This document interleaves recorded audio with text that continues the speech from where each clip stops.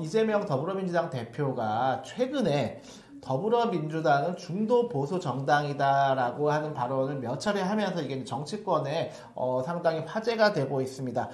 일반적으로 우리가 언론에서 더불어민주당은 진보 정당, 국민의힘은 보수 정당 이렇게 이제 치부하는 것이 일반적인 최근의 평이었는데 당대표 본인 자신이 더불어민주당은 중도 보수 정당이다라고 칭함으로 인해서 이것이 이제 당 안팎에서 여러 이제 회자가 되고 있는 것 같습니다. 오랜 기간 우리 한국 정치에 대해서 연구하시고 본인이 직접 정당 활동도 오랜 기간 하셨기 때문에 이 중도 보수 이야기에 대해서 하실 말씀이 많을 것 같습니다. 우리 정 대표님 어떻게 생각하세요? 일단은 결론부터 좀 말씀드리면요. 이재명 대표의 중도보수 선언은 틀린 말이 아닙니다. 이건 맞는 얘기예요, 결론적으로. 그리고 이것이 갖고 있는 여러 가지 정치적 함의나 이런 부분들은 상당히 좀 많은 것 같습니다. 일단은 제가 두 가지, 첫 번째, 틀린 말은 아니다. 두 번째, 성공했다. 이렇게 나눠서 말씀드립니다. 첫 번째, 틀린 말 아닙니다. 왜냐하면요, 더불어민주당 같은 경우는 스스로를 진보 정당이라고 자칭한 적이 없어요, 제 기억으로는. 네. 그러니까 진보 세력으로서 네. 분류되거나 언론에 의해서 혹은 여론조사 등을 위해서 분류되고 등등이 있고요. 정책적 행보를 취한 부분은 있습니다만 네. 스스로 진보 정당이라고 참칭한 적은 없어요. 그다음에 두 번째, 그리고 이 첫 번째 부분에 틀린 말이 아니다 연관해서 말씀드리면요. 여러분들 좀 기억을 좀 더듬어 보시면 저는 더불어민주당의 70년대 역사를 다 되짚고 싶은 생각은 없고요. 2000년대 이래를 돌이켜 본다고 치면요. 더불어민주당 같은 경우는 사실 이제 김대중 대통령 같은 경우도 그 중도 우파에 얘기했었고 2000년대 초반에 제가 기억하는 건 더불어민주당 새천년 민주회의 그때 당시에 슬로건이 중산층 두텁게 중산층 정당, 중도에 대한 부분들을 상당히 많이 표방을 했었습니다. 그렇게 왔었고요. 그러다가 더불어민주당은 제가 보기에는요, 진보의 정책과 포지션을 수용한 게 맞습니다. 수용이라고 해야 되는 게 맞아요. 그 분기점은 제가 기억하는 게로는 2010년대 이래 무상급식 이슈가 됐었던 시점입니다. 그래서 사실 그때 무상급식, 무상교육, 무상의료, 이재명 대표의 성남시장의 가장 대표적인 브랜드 중에 하나가 무상교복. 맞습니다. 그런 거 아니겠습니까? 네. 그러면서 민주당 같은 경우 소위 말해서 이 보수, 개혁의 정책적 아젠다, 이슈 이런 부분에 일단 자기장으로 들어와서 그런 포지션을 했던 거예요. 저는 그런 측면에 있어서 이제 무상급식이라는 게 대한민국 국민들에 있어서는 지극히 당연한 정책 아닙니까? 지금 네. 누가 무상급식 안 됩니다 반기드는 사람 없어요. 예전에 막 빨갱이 어쩌고저쩌고 했지만 그렇게 이끌어왔던 저는 중요한 역할을 했다고 보여집니다. 근데 그것과 사실 더불어민주당의 그동안의 역사를 봤을 때는 그런 게 맞는 것 같아요. 진자가 시기적으로 왔다 갔다 했던 그런 것처럼 전 걸어왔다고 보고요. 극단적인 예를 들면 저는 이번에 이재명 대표의 이 중도 보수 선언이 저는 아주 센 게 아니다라고 말씀드릴 수 있습니다. 왜냐하면 97년 김대중 대통령의 DJP 연합, 네. 박근혜의 경제민주화 선언, 네. 이거 엄청났었거든요. 그랬죠. 네. 네. DJP 연합은 우로 가는 거였고요. 네. 박근혜의 경제민주화, 김정인 부로서 완전 왼쪽이었어요. 네. 그러면서 본인들의 정체성뿐만이 아니라 지지하는 세력들을 참 넓혀가는 거라고 보는데 저는 더불어민주당은 집권을 바라는 당이라고 생각합니다. 네네. 집권도 했었고요. 그런 정당은 정체성 정치 혹은 PC주의를 할 수가 없어요. 더 많은 사람들을 끌어야 되는데 지금 윤석열 불법 계엄 탄핵 국면으로 넘어서면서 국민의 완전히 극으로 돌아선 거 아니겠습니까? 네. 지금 보수의 자리가 아예 비었어요. 맞습니다. 그런 입장에서 저는 당연히 집권을 바라는 정당은 중도의 표심을 넘어서 지금 비어있는 보수까지도 안으려고 하는 제스처를 취하는 게 저는 맞다라고 보여지고요. 네네. 그거를 거부하면 집권할 수가 없어요. 네네. 그건 정체성 정치하면 되는 거예요. 그냥 PC주의 하면 되는 거고. 그런 측면에서 저는 공학적으로도 타당하다고 보여집니다. 그리고 이제 큰 갈래에서 두 번째 성공했다. 라고 보여진 거 첫 번째 일단은 이슈를 다 이거로 끌어모았어요. 예. 이슈의 중심이에요. 물론 유력 대선 주자이기도 합니다만 아니 국민의힘 이걸 확 달라붙는 거 아니겠어요. 근데 이 달라붙으면서 국민의힘이 하는 얘기는 그냥 이재명이 싫어요. 이재명은 안 돼요 말고는 없습니다. 현수막 보세요. 네. 저렇게 하면 안 됩니다. 이거 프레임이 말린 거예요. 지금 이재명 프레임에 말린 겁니다. 네. 이재명 프레임에 말린 거고요. 이재명이 하는 얘기에 숟가락 얻는 게 아니라 본인들이 뭔가를 얘기해야 되는데 지금 이재명 한마디 한마디 국민의힘 질질질질 끌려가고 있다. 두 번째는 이건 조금 뭐 시차가 겹쳐서 아니 뭐 그거 아니야로 할 수 있는 분도 계시겠지만 갤럽 여론조사 결과가 이재명 대표 얘기와 네. 언저리에 좀 걸쳐 있는데 한 주 만에 중도층 표심이 완전히 뒤바뀌었습니다. 지금 중도층 국민의힘과 더불어민주당이 10% 정도 지금 차이가 났어요. 네. 10% 정도 차이가 났는데 그 전주는 5% 정도 차이가 났었는데 완전 벌어진 거죠, 지금. 그러니까 20%로 벌어지게 된 네, 거죠, 네, 거의. 네. 그래서 지금 국민의힘이 보수가 아니라 이제 극우 파시즘으로 가고 있다 보니까 이 빈자리에 대한 틈을 잘 타고 갔다라고 보여집니다. 그래서 일단 저는 틀린 말 아니고 성공했다라고 보여지고요. 지금 이재명 대표의 중도 보수 선언과 관련돼서 가장 좀 아파야 되는 세력들은 저는 진보 세력이라고 봅니다. 왜 그럴까요? 만약에 진보 세력이 유의미한 존재로 지금 원내에 있었다면 이재명 더불어민주당 대표가 쉽게 이런 얘기 못했을 거예요. 왜냐면 눈치를 좀 봐야죠. 네. 아니 후방에서 또 공격할 수 있는 거 아닙니까? 근데 지금 유의미하게 자리를 지금 색깔을 내면서 진보 정당들이 지키고 있지 못하다. 그렇기 때문에 뼈 아파야 된다라고 좀 보여집니다. 예, 이재명 대표의 중도 보수 정당 선언에 대한 그 반응도 좀 특이합니다. 먼저 그 민주당 안에 흔히 이제 비명계로 분류되는 그 정치인들이 이거에 대해서 약간 좀 비판하는 듯한 그런 발언들이 최근에 있었고, 민주당의 오른쪽에서는 국민의힘은 같은 보수네 하고 이렇게 환영해야 되는데 말씀처럼 무조건 이재명 말은 흔들고 아니야 반대야 뭐 이런 식으로 나가다 보니까 도대체 국민의힘은 정체성도 없고 논리도 없고 이게 뭐냐 뭐 이런 식으로 나오고 있고, 그리고 이제 마지막에 이제 민주당 왼쪽에 있는 그 진보 정당 측의 반응, 일단은 제가 쭉 살펴본 바에 의하면 이 중도 보수 선언을 환영은 하는 것 같아요. 왜냐하면 이제 본인들의 공간이 열렸다고 생각하는 것 같습니다. 참고로 21대까지는 정의당이 원내 유일의 진보 정당으로서 이렇게 자리했지만 현재는 원외에 있고 지금 사회민주당, 기본소득당, 그리고 좀 이제 왼쪽이라고 보기 좀 어렵죠. 조국혁신당도 지금 3당으로서 원내에 있습니다. 그래서 다양한 정당들이 민주당의 왼쪽 블록에 있고 이 왼쪽 블록에서의 향후 정치 스탠스가 어떻게 되냐, 이것이 되게 좀 관건인데, 정의당 권영국 대표가 이와 관련돼서 최근에 뭐 멘트를 낸 게 있었나요?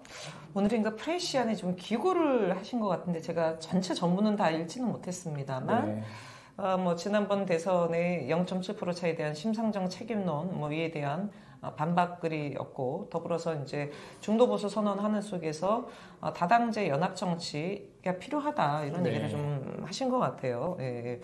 근데 제가 보기에는 뭐 정의당 입장에서는 우리가 진보 정당이니까 당신 뭐 틀린 말 아니다 이런 스탠스를 했을 것 같습니다만, 참으로 좀 안타까운 거는 저는 다당제 연합 정치를 얘기를 하는 속에서 진작에 이 부분에 대한 판은 사실은 지난 대선 때도 저는 충분히 할 수 있었던 부분입니다. 할 수 있었음에도 불구하고 냉정하게 그것을 거부했던 건 정의당이에요. 네, 정의당입니다. 그리고 또 지금 와서 완전한 연동제, 대통령 결선제 등을 얘기합니다. 뭐 저도 동의합니다. 필요하다고 보는데 이게 너무나 똑같은 주장이 똑같은 반복이에요. 국민들 입장에서는 관심을 갖고 혹은 감동을 가질 만한 뭔가에 있어야 되는데 그런 부분은 없다 지금.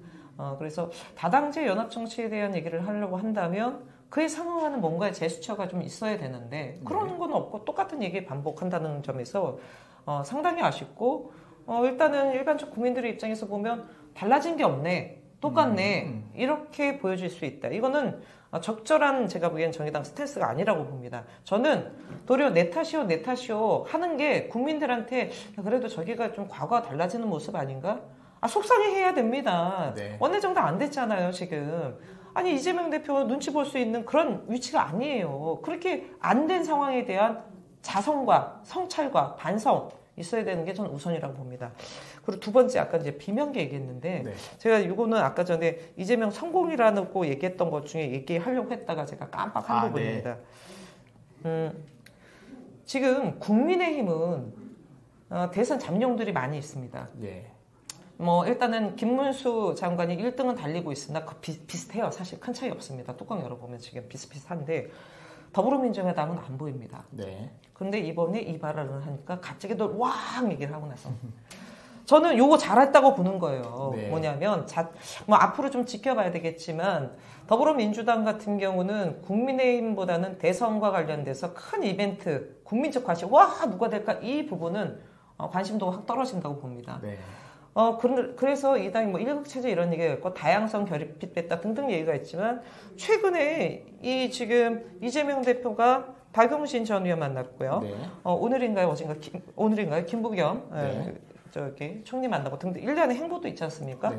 요것에 대한 것들이 진행된다라고 얘기하면서 또 요 얘기를 하면서 각각의 또 사실상 더불어민주당 잠룡들도 또 이러저러 얘기를 해요. 네. 저는 이거 이재명 대표 측에서 몰랐을까? 다 저는 알고 있었다. 그래서 민주당 내에서도 이런 목소리가 있다 등등에 대한 부분들을 저는 좀 뭐 메인이기보다는 양념 삼아서 이런 부분도 지금 그러니까 더불어민주당 입장에서는 나쁘지 않다. 국민들 보기엔 저기도 좀 다양성이 있네. 저기도 저런 목소리 있고 이재명 대표 지금 뭐 누구누구 만나고 박용진도 보고 김보은도 보면 또 저런 얘기도 하면서 무슨 얘기 할까? 뭐 하면서 관심을 좀 갖게 하는 그런 효과도 저는 얻었다라고 봅니다.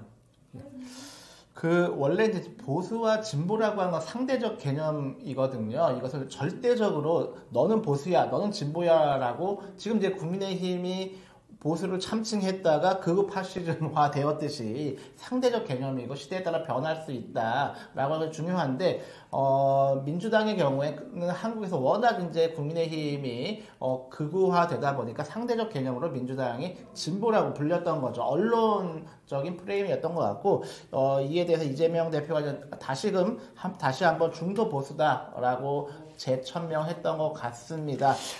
전 여기서 한 말 좀 드리고 싶은 거는 이재명 대표 중도 보수론을 얘기하면서 많은 분들이 우클릭해서 우려를 하시는데요.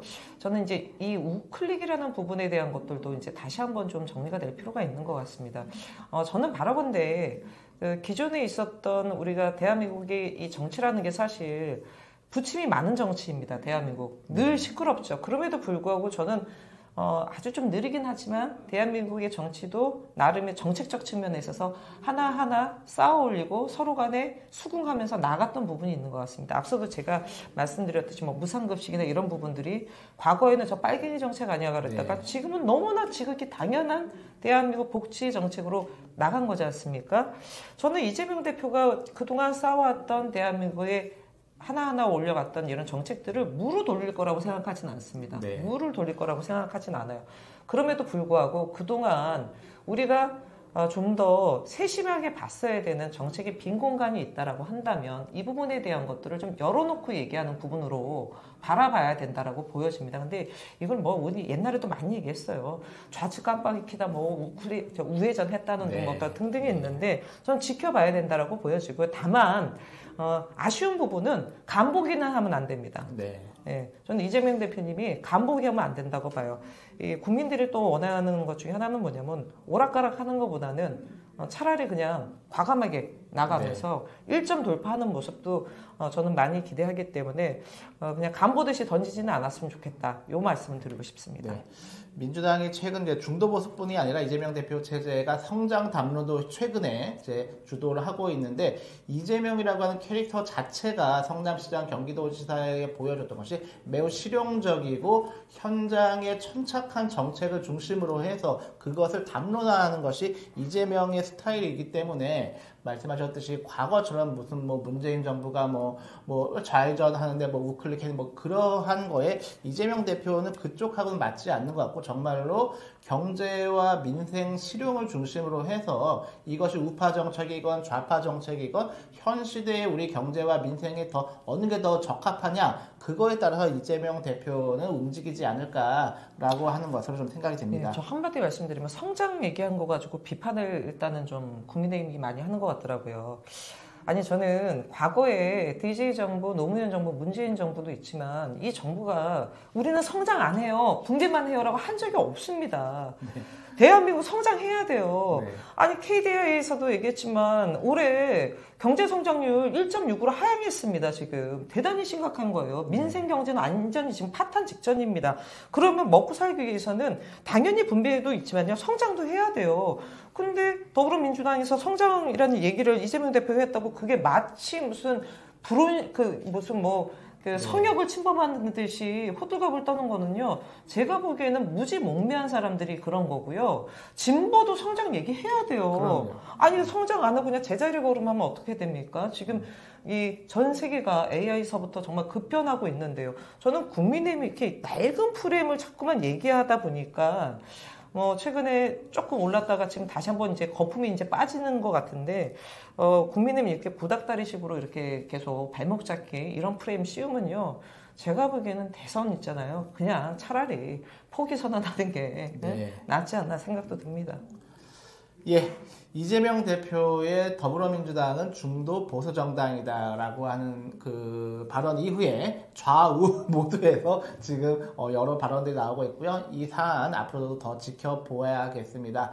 오늘 방송 이제 정리할까 하는데요. 끝으로 한 말씀 좀 부탁드리겠습니다. 네, 이제 종착역으로 가고 있습니다. 많은 분들이 지금 전문가분들, 법조계 분들 특히 3월 중순이면 일단은 탄핵 관련된 최종 선고가 있을 거로 예상이 됩니다.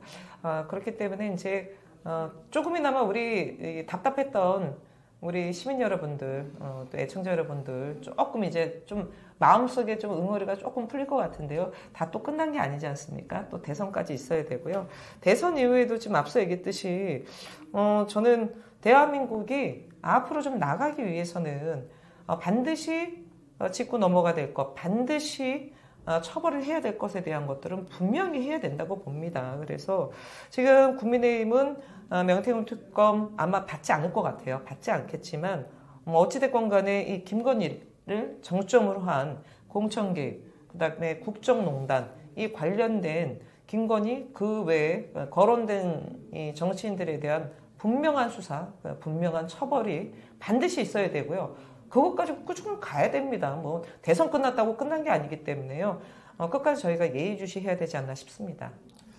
예, 어느 해보다 길고 험난한 겨울이 이번 겨울이 아니었나 싶습니다. 이제 봄을 지금 앞두고 있는데요. 이번 봄에는 정말 좋은 소식들이 찾아오기를 기대해 봅니다. 오늘 방송 여기서 마치겠습니다. 감사합니다. 감사합니다.